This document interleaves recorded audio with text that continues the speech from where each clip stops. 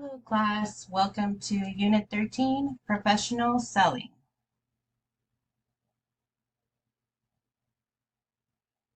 So what do salespeople do? They create value for their firms and customers, manage relationships, relay customer and market information back to their organizations, and act on behalf of their customers.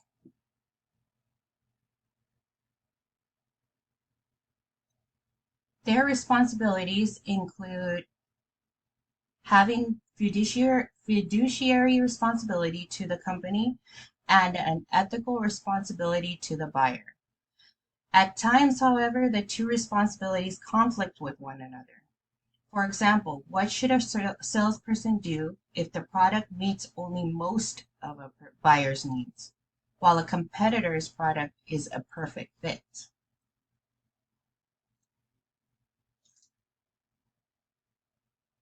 Salespeople sell.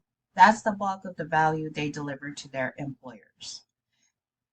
They aren't appropriate channels for companies in all situations. They can be the best channel to reach customers in situations requiring adaptation, which is not easily accomplished with other types of marketing communication, customer education, and other value adding activities. So salespeople are there to inform the customer. Maybe they may have questions on the product. They can further educate the customer on the product's functions, their benefits, and how much the consumer is getting from that product.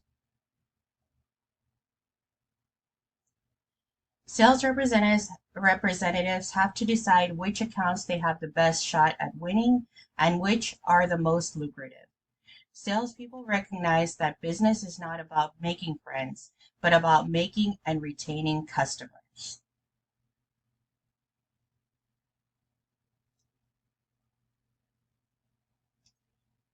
Salespeople are boundary spanners. They operate outside the boundaries of the firm and in the field. They are the first to learn about what competitors, new offerings, and strategies are doing and then report back to headquarters. Salespeople interact directly with customers and in doing so, gather a great deal of useful information about their needs. Companies use customer relationship management software for customer data entry and retrieval. So if you're wondering what customer relationship management software is, well, it is to store and retrieve customer data, but there are many different types of CRMs out there. One of the most basic type of CRMs is the Microsoft Access. There is a class for that too, if you'd like to learn about that. But that software allows you to store the number of either information on customers, information on patients, information on maybe just your friends and family or class, and then it provides usable reports for you to use to either measure company's progress or to see just how are they targeting the right customers? Are their target customers within their database? Some companies use CRMs also to gather the data for their consumers and then sell it out there to other competitors.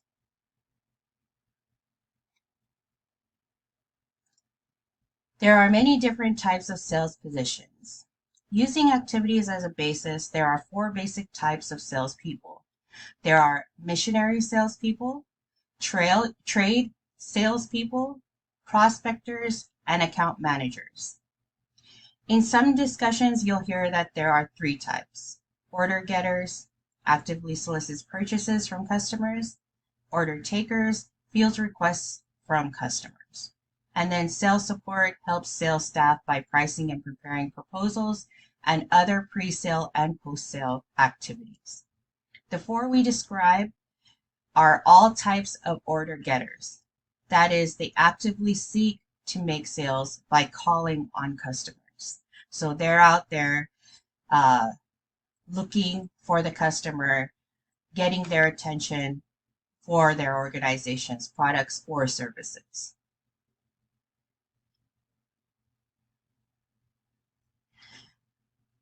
So, a brief description of missionary salespeople. These are people who make decisions about products but don't actually buy them. They who call on people that make decisions about products but don't actually buy them. They're usually uh, known to work in B2B transactions, and we know that B2B uh, means business to business. For example, a salesperson meets with a doctor to discuss the efficacy of a medication their company sells and wants the doctor to prescribe, but patients actually purchase the medication. There are salespeople who also work with market influencers. So these people also can be found even um, in many retail industries. Maybe they're bringing in their own products or they're trying to introduce products and they have samples or else they have a display that they need to put up. So those salespeople go in and decide and work with that business and say, okay, we want to put our product here so that you can sell it to the end person, that's the consumer.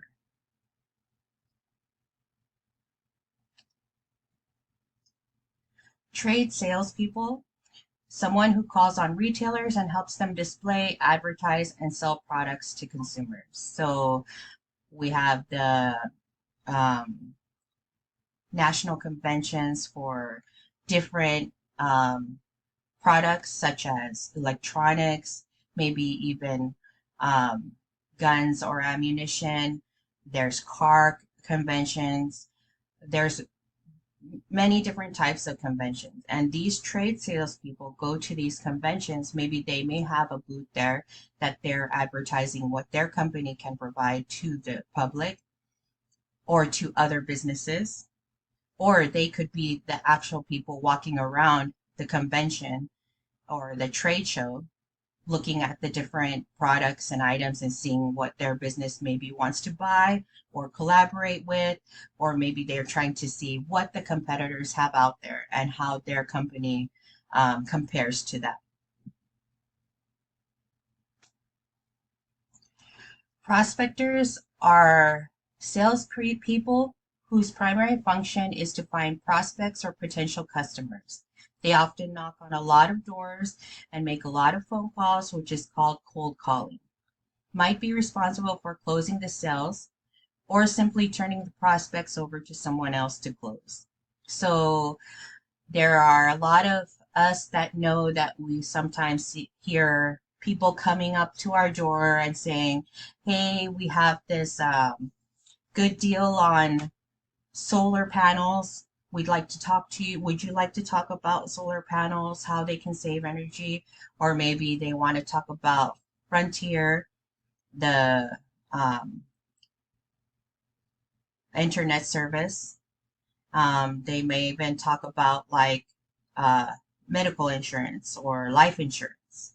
And they walk around door to door, knock on doors. It's it's a hard job, and it's also frustrating for people out there, the public, because sometimes or most of the time it's irritating to find somebody at your door and then you open it and they're like talking to you 100 miles per minute. You're not hearing what they're saying. They're not hearing that you're not interested. They're trying to get your um, either your attention, your signature. Maybe they want to sign you up right there.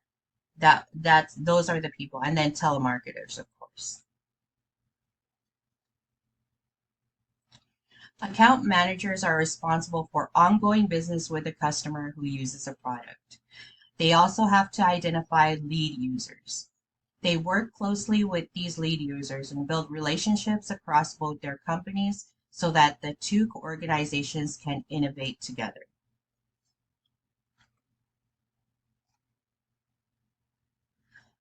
There are other types, which we talked about in the beginning slides.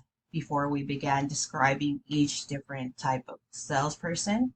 There are the order takers, and sales support do not actively solicit business, but they may be inside of each retail store. For example, Best Buy, you have your sales support there. They can identify what product you're looking for. They can educate you or inform you on that product if they're from the department that you're requesting help from. Order takers include retail sales clerks, salespeople who sell for distributors of products like plumbing supplies or electrical products who sell to plumbers and electricians.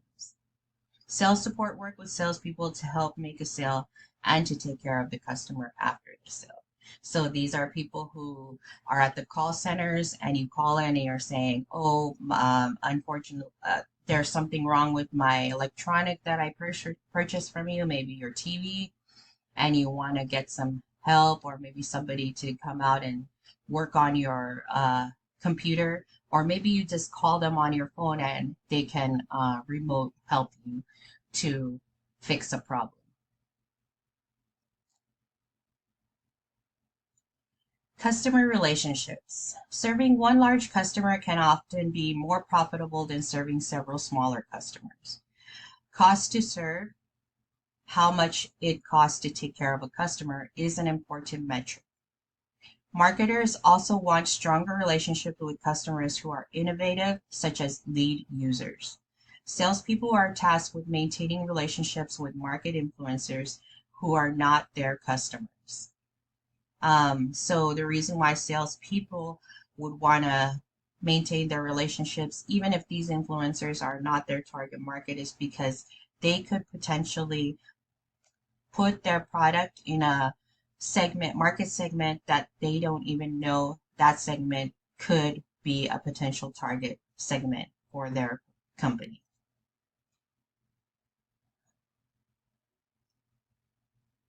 There are different types of sales relationships. There's the transactional relationship. Each sale is a separate exchange, and the two parties have little or no interest in maintaining an ongoing relationship. That's your cashier and yourself when you go to the grocery store. Of course, maybe we maintain, like, you see your favorite cashier there, you're like, "Hey, how are you doing today? How was your day yesterday?" It's stuff like that. Yeah, that's true. But once you don't create that relationship in order to purchase a gallon of milk or a loaf of bread. Your any retail store person, salesperson, um, either the salespeople that are at convenience stores, you're not gonna spend time to create a relationship with your customers if you're a salesperson within that those companies, because you are constantly um, having different types of customers come in.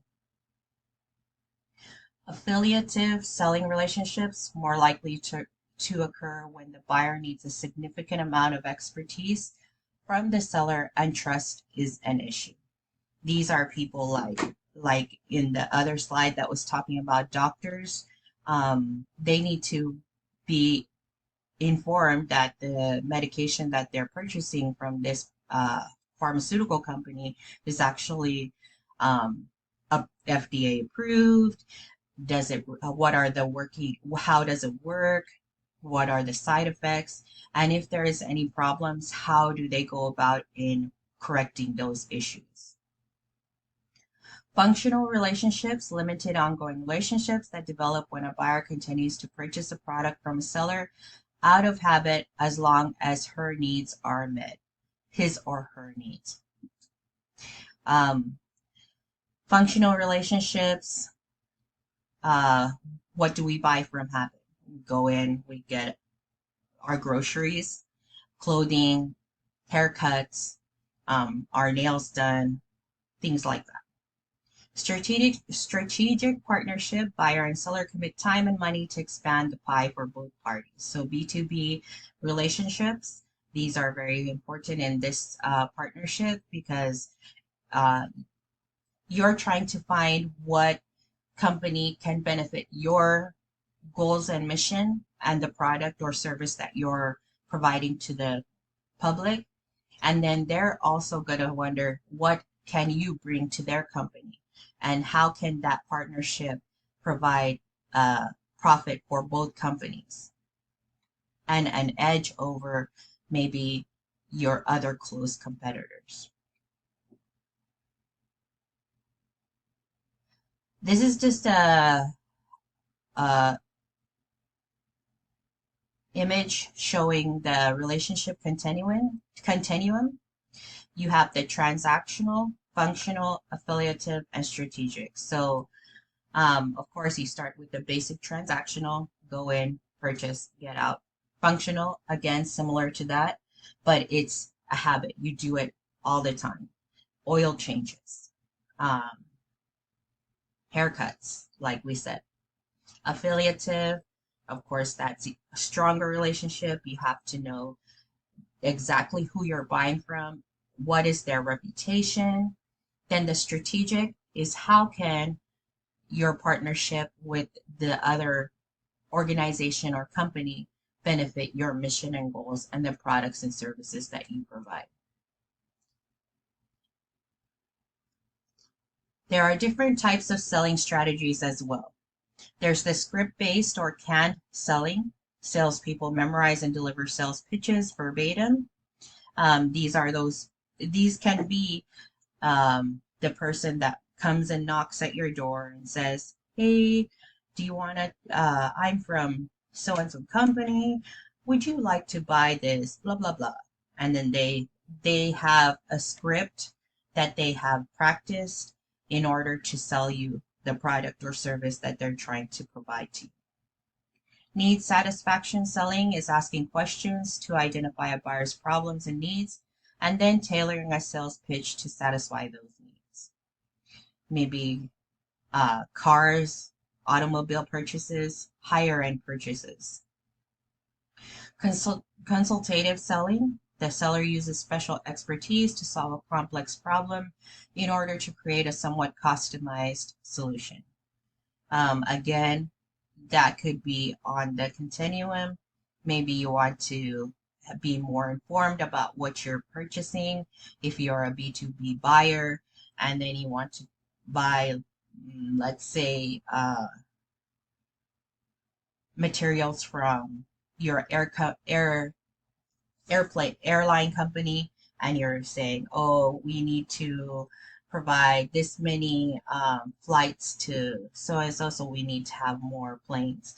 And you go ahead and you partner up, you ask those who are specifically experienced with airplane parts, airplane manufacturing, and then you go over there and you let them know what you need. Strategic partners selling. Both parties invest resources and share their expertise with each other to create solutions that jointly grow one another's businesses. So for our first extra credit question, I want you to think of a strategic partnership that two companies have combined to sell their products, and what benefits does company A receive and what benefits does company B receive. So first extra credit question is, think of two companies that have partnered up to sell a specific product or service together, and what are the benefits for company A and what are the benefits for company B. Choosing the right sales strategies. The sales strategy types and relationship types discussed don't always perfectly match up. Different strategies might be more appropriate at different times. The appropriateness of each method depends on how the buyer wants to buy and what information the buyer needs to make a good decision. So there may be a school district that wants to purchase a number of computers, but they want computers that are not going to break down in a year. They want something that lasts a little more longer.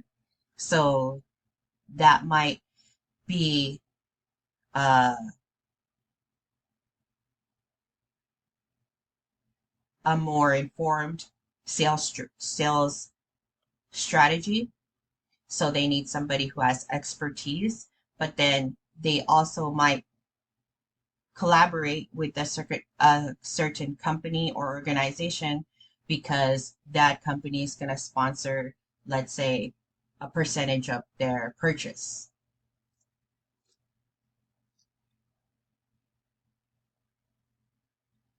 This is the typical sales process. So there's the approach, you find out the customer's needs, then you present your order, your product or your service, whatever um, concerns they have. That's where you handle the objection handling. Then you have the close. You got their business, you're selling your product or service, and then you want to implement and provide customer service, which is very important these days.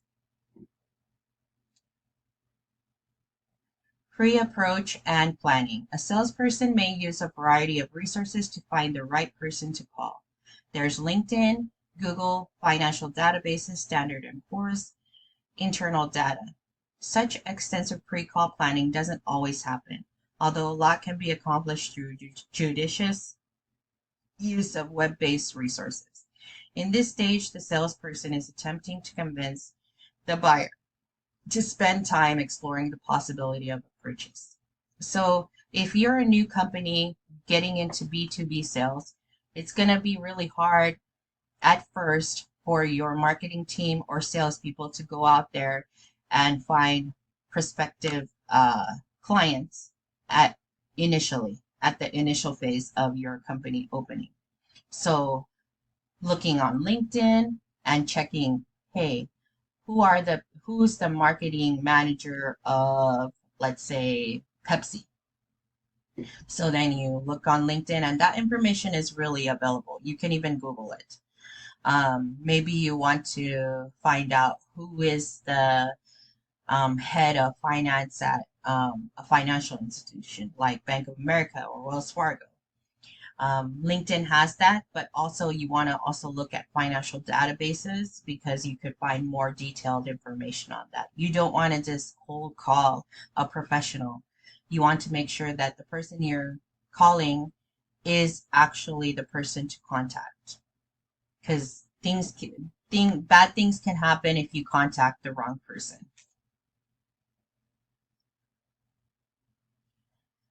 Needs identification in complex situations. Many questions are asked. These questions will follow the SPIN outline or something similar similar. So SPIN stands for situation questions, problem questions, implication, and needs payoff. SPIN questions are designed to fully understand how a problem is creating a need. Highly complex situation may require that questions be asked of many people in the buying organization. In simpler situation, needs may not vary, so a canned presentation can be used. Then, instead of identifying needs are simply listed as solutions are described.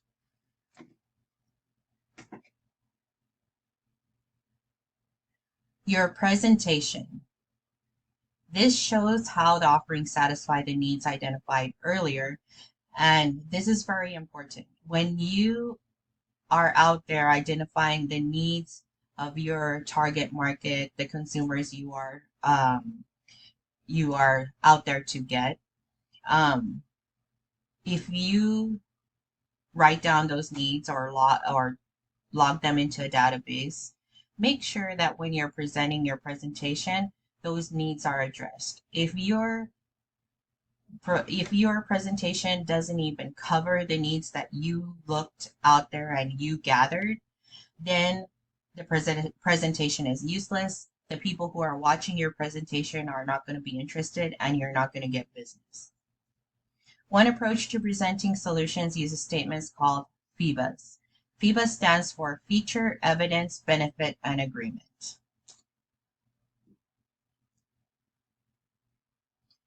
Objections. Concerns or reasons not to buy raised by the prospect and can occur at any time. A prospect may object in the approach, for example, saying there isn't enough time available for a sales call or nothing is needed right now. Or during the presentation, a buyer may not like a particular feature. Salespeople should probe to find out if the objection represents a misunderstanding or a hidden need. When all the objections are resolved to the buyer's satisfaction, the salesperson should ask for the sale close. Closing, a request for a decision or commitment from the buyer. There are different types of closes. Some of these include, these are some, not all. So a direct request could be, would you like to order now?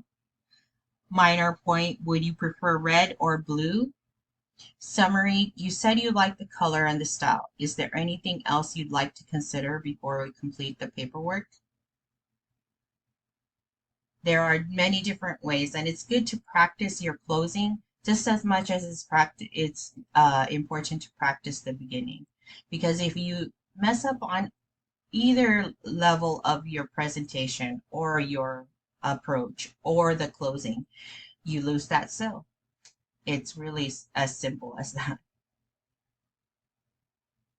The sales cycles. The sales cycle is depicted as a funnel because not all the people and firms a salesperson talks to will become buyers. And that's really true.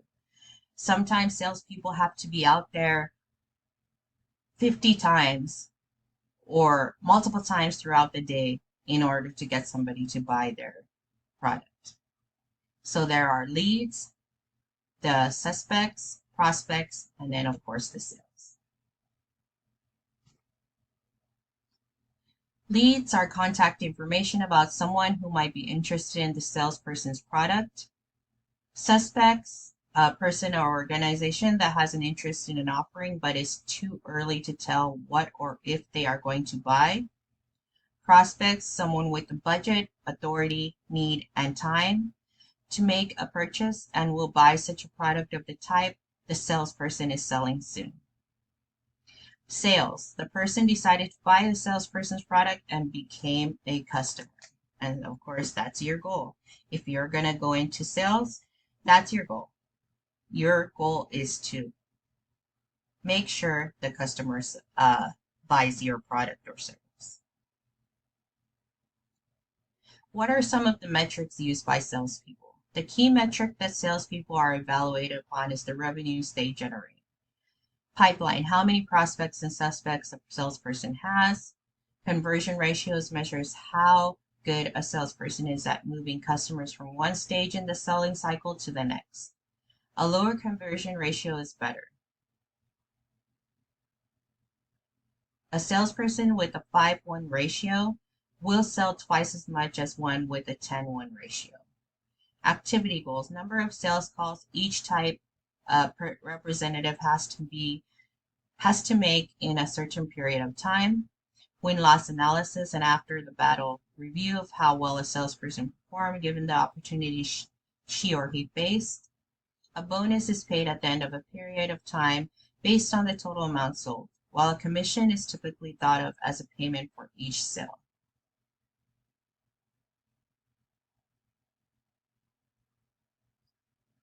Activities and conversation driving salespeople. More calls translate into more conversions, and more conversions translate into more sales.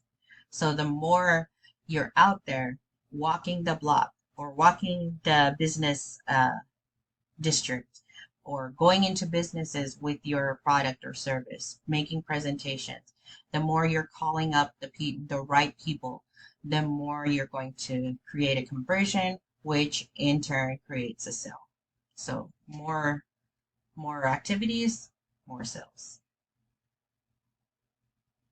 Some metrics used by sales managers. Sales managers are interested in the same metrics as the salesperson, plus others. They look at other measures such as market share, how much of the market is buying from the firm versus its competitors, sales by product, sales by customer type, sales per salesperson. Time is yet another element that sales managers look at. For example, are sales lower because of a seasonal slump versus a serious ongoing problem? Customer satisfaction is another important metric. So, um, sales managers really have a lot to look at. They will be reviewing reports after reports, looking at performance reviews, things like that. So, and then of course, they're on those customer satisfaction review pages and looking at that as well.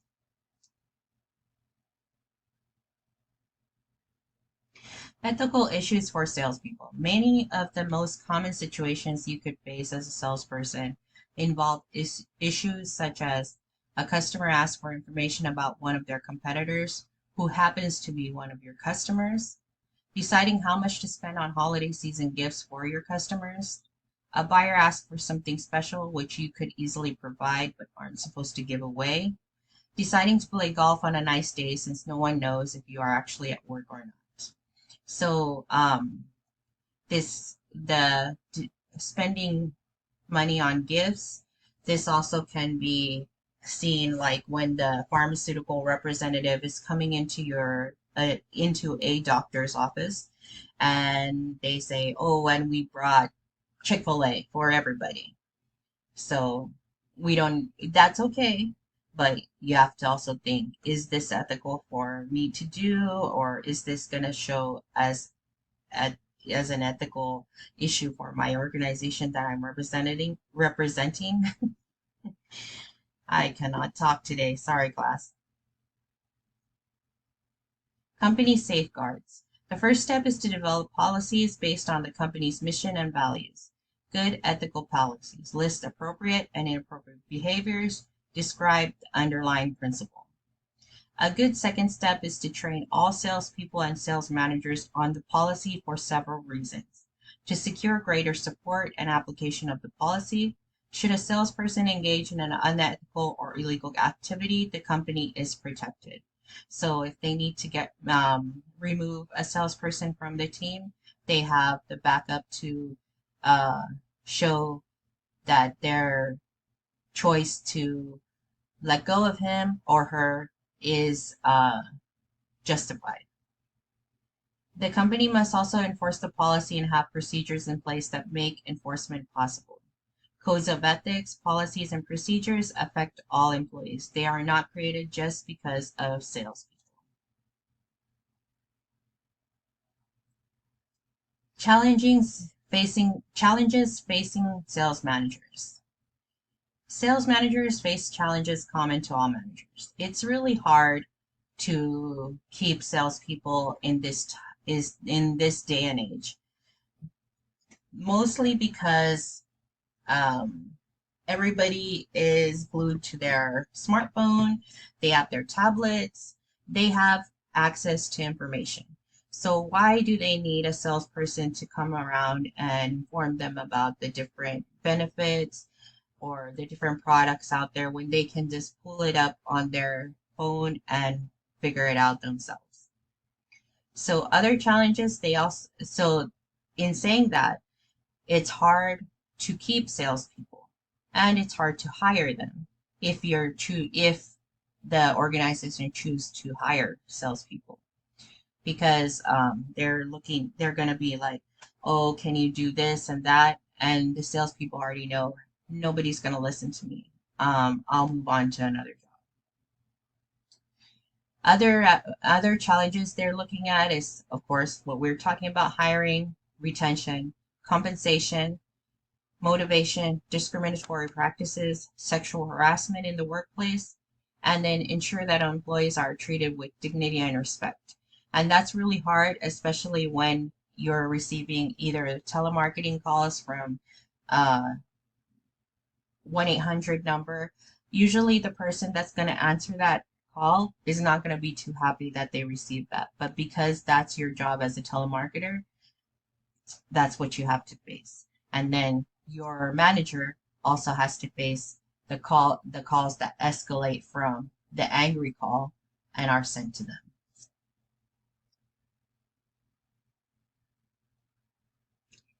Marketing shortens the sales cycle. A company's marketing activities include creating advertising and promotional campaigns, participating in trade shows, preparing collateral, printed or digital material salespeople use to support their message, used in content marketing, a marketing strategy used to generate interest by providing relevant and useful information, lead management, the process of identifying and qualifying leads in order to grow new business, closed loop lead management systems, information systems that are able to track leads all the way from the point at which the marketer identifies them to when they are closed. So this is a closed loop. The last sentence, closed loop management. Marketing identifies a lead at a trade show, scores the lead, hot, warm, or cold. Sales receives lead calls on hot lead immediately. Sales makes sales calls and closes the sale. Sales reports the outcome back to marketing. Marketing evaluates the trade show and decides to invest again in sending their salespeople out to that trade show. And it goes over and over. Marketing improves conversion ratios. Lead scoring, a process by which marketing personnel rate the leads to indicate whether a lead is hot, ready to buy now, warm, going to buy soon, or cold, interested but no immediate plans to buy. Marketing personnel can also improve salespeople conversions by providing materials that help buyers make good decisions. What sales does for marketing. Salespeople talk to customers every day. They are the eyes and ears of their companies and know what customers want. Going back to the sales reps for pharmaceutical companies, they're not just there one day out of a month. They may walk in this week twice a week, or next week once a week.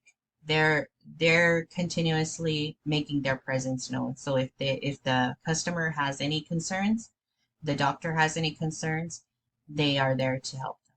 Salespeople communicate market feedback. They are responsible for voicing their customers' ideas and concerns to other members of the organization. Salespeople monitor the competition. They also track the actions of their competitors, what customers buy, and enter the information into their firm's CRM systems. Types of outsourced salespeople. Companies can outsource all or part of the sales cycle. Independent agents, salespeople who are not employees of the company. They set their own hours. They determine their own activities. They are paid on a straight commission basis. Independent agents often sell competing products.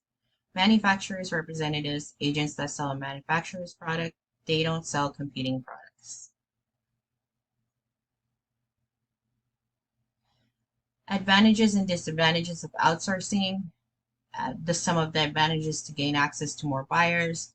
Outsourced salespeople have existing relationships with the buyers that can be leveraged. The speed of marketing penetration is increased. Outsourcing can be less expensive.